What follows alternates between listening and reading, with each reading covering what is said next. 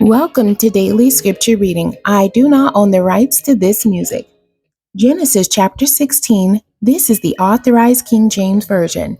Now Sarai, Abraham's wife, bare him no children, and she had an handmaid, an Egyptian, whose name was Hagar. And Sarai said unto Abraham, Behold now, the Lord hath restrained me from bearing. I pray thee, go in unto my maid. It may be that I may obtain children by her.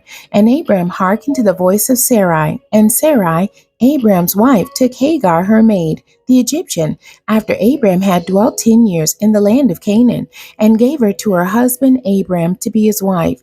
And he went in unto Hagar, and she conceived, and when she saw that she had conceived, her mistress was despised in her eyes. And Sarai said unto Abraham, My wrong be upon thee. I have given my maid into thy bosom. And when she saw that she had conceived, I was despised in her eyes. The Lord judge between me and thee. But Abraham said unto Sarai, Behold, thy maid is in thy hand. Do to her as it pleaseth thee. And when Sarai dealt hardly with her, she fled from her face. And the angel of the Lord found her by a fountain of water in the wilderness, by the fountain in the way to Shur. And he said, Hagar, Sarai's maid, whence camest thou, and whither wilt thou go? And she said, I flee from the face of my mistress Sarai.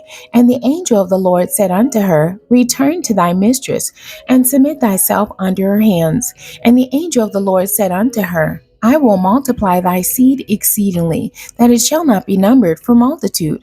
And the angel of the Lord said unto her, Behold, thou art with child, and shalt bear a son, and shall call his name Ishmael, because the Lord hath heard thy affliction. And he will be a wild man, his hand will be against every man, and every man's hand against him, and he shall dwell in the presence of all his brethren.